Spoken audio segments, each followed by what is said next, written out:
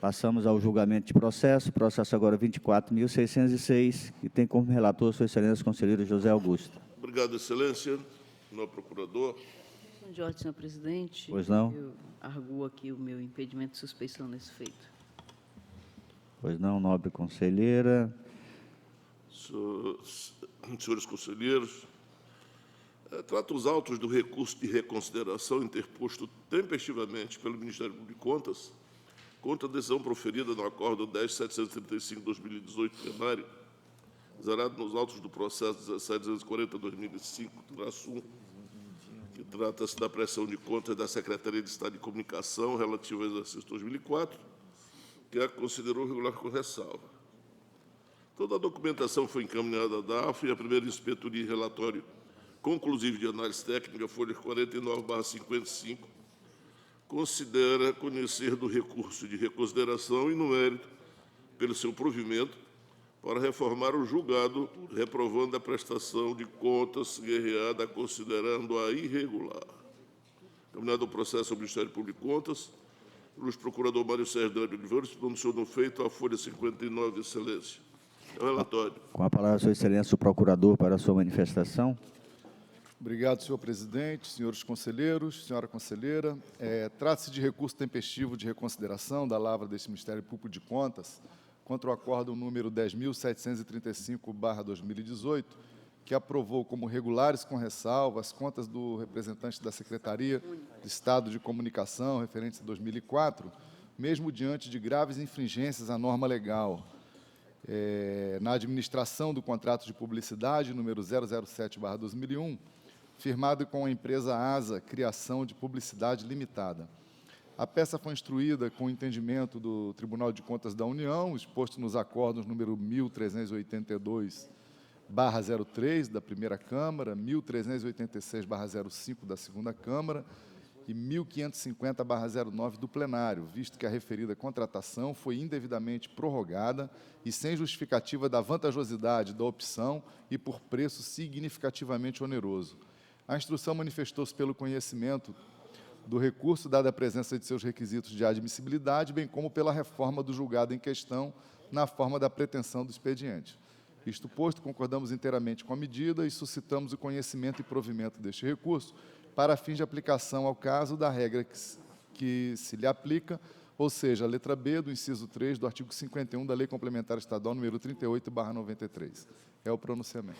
Com a palavra, Sua Excelência, o relator, para o seu voto. Obrigado, Excelência. E o recorrente afirma que o contrato de publicidade não se enquadra na prestação continuada e, por isso, não poderia sofrer prorrogações em que o contrato sofreu aditivos que importaram em acréscimos que suplantaram o limite estabelecido na Lei Federal de Licitações e Contratos.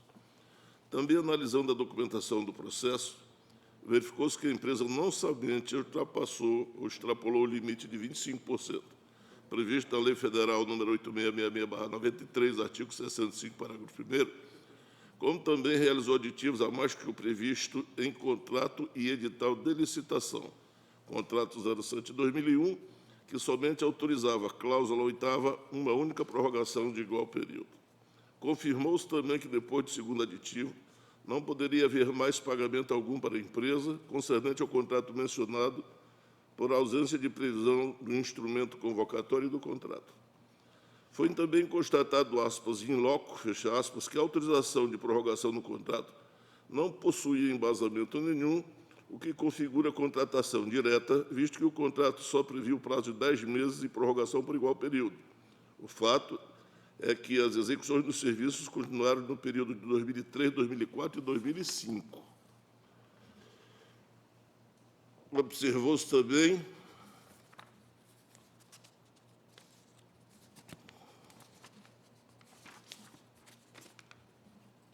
que, a partir do segundo termo aditivo, não poderia ter sido realizado outros termos aditivos.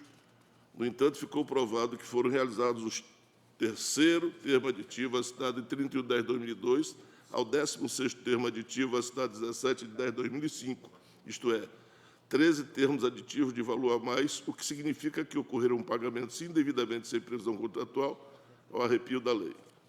Desta forma, Excelência, voto. Conheço do recurso de reconsideração por ser próprio e tempestivo, apresentado pelo douto Ministério Público contra o acordo 10.735 plenário, zerado nos autos dos processos 17.240/2005 com o TCEAC e no mérito dar-lhe provimento para considerar irregular a prestação de contas da Secretaria de Estado de Comunicação relativa ao exercício 2004 de responsabilidade sobre Aníbal Diniz, secretário à época, com fulcro da Lei Complementar Estadual 38/93, artigo 51, inciso 3 da linha B, em face de grave infração à norma legal ou regulamentar de natureza contábil, financeira, orçamentária, operacional e patrimonial. Notifico o gestor responsável dessa decisão e a no verso do acordo recorrido à presente decisão após a formalidade de estilo pelo equipamento. Em votação, conselheiro Valmir Ribeiro. Eu voto com o relator, senhor presidente. Conselheiro Antônio Malheiro. Excelência,